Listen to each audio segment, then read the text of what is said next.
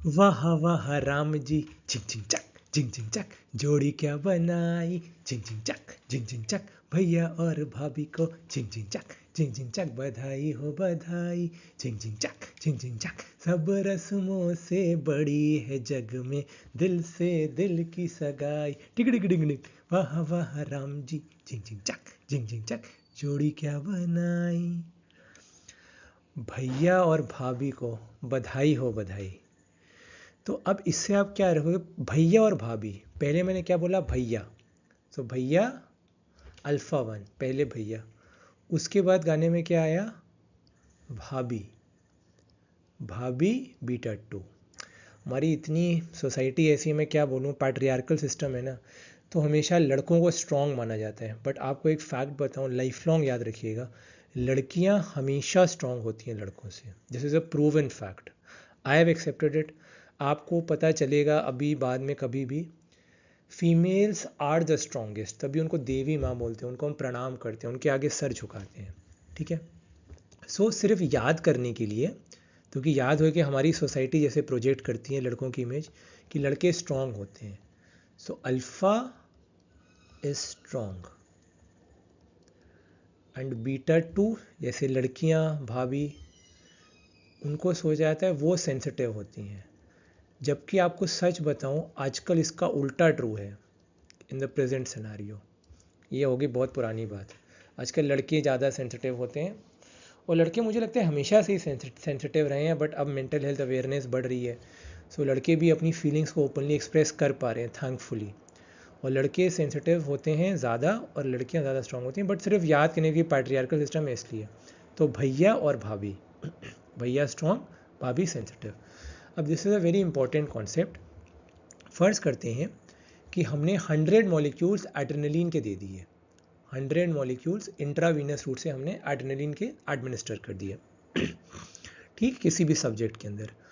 Alpha one strong है and they are stimulated at a higher concentration. फ़र्ज़ कर लेते हैं कि अल्फ़ा वन जो होते हैं दे आर स्टिमुलेटेड जब 50 मॉलिक्यूल्स ऑफ एड्रेनलिन होते हैं, और बीटा टू सेंसिटिव हैं, इसका मतलब कि they are stimulated at much less molecules. मतलब बीटा टू को मान लेते हैं सिर्फ 10 मॉलिक्यूल्स हमने दिए एड्रेनलिन के, और बीटा टू स्टिमुलेट हो गए। मतलब बीटा टू सेंसिटिव मतलब लोअर कंसंट्रेशन पे भी स्टिमुलेट होंगे।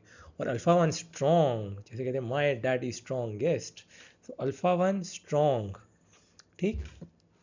सो इनको 50 मॉलिक्यूल्स चाहिए।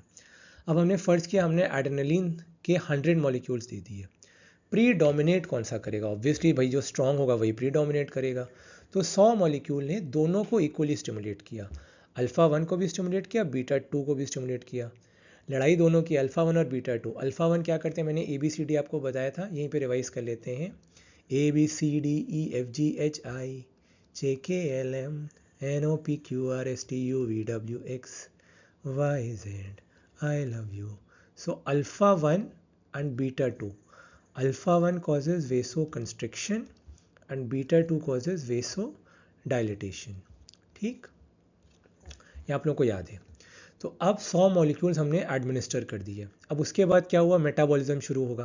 पहले तो 100 के 100 अल्फ़ा वन और बीटा टू दोनों स्टिमुलेट होंगे इक्वली, बट क्योंकि आप देख रहे हो 50 से लेवल ऊपर है, तो जब तक 50 के नीचे लेवल नहीं आएगा तब तक अल्फ़ा वन की ही स्ट्रॉन्गेस्ट पकड़ रहेगी। मतलब कि ब्लड प्रेशर इंक्रीज होगा, वेसो कंस्ट्रिक्शन होगा। सो इसीलिए जो आप ये चीज़ देख रहे हो, this is due to alpha one action.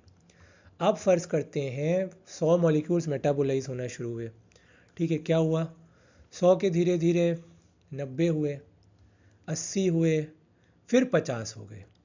50 is the tipping point. पहले तो 100 के 100 मॉलिक्यूल्स का के पीक आया, फिर धीरे धीरे कम होना शुरू हो गए। फ़र्ज़ करते हैं इस पॉइंट पर सिर्फ 50 मॉलिक्यूल्स बचे हैं जो कि इसको स्टिमुलेट होने के लिए चाहिए। अब जैसे ही एक मॉलिक्यूल कम हुआ, सपोज मॉलिक्यूल हो गए 49, तो बीटा बोलता है B for beta, B for बल्ले बल्ले हो गई मेरी बल्ले बल्ले हो जाएगी बल्ले बल्ले हो गई मेरी बल्ले बल्ले हो गई मेरी बल्ले बल्ले। तो बीटा कहता है मेरी हो गई भैया बल्ले बल्ले। अब हम लोग दिखाते हैं अपना कमाल। तो हुण पंजाबी का धमाल देखो, ठीक। तो इसमें क्या हुआ, अब सिर्फ बीटा टू होगा क्योंकि अल्फ़ा वन को 50 मॉलिक्यूल चाहिए, अब वो है नहीं उसके पास। तो अब बीटा 2 हो गया स्टिमुलेट, और बीटा 2 क्या कर रहा था, वेसो डायलिटेशन। सो अब ये फॉल करा देगा ब्लड प्रेशर का, और थोड़ी देर के बाद क्या होगा, 49 के 40 30 20 एंड में हो जाएंगे 0, और जब 0 हो जाएंगे तो ब्लड प्रेशर हो जाएगा नॉर्मल। क्रिस्टल क्लियर सबको?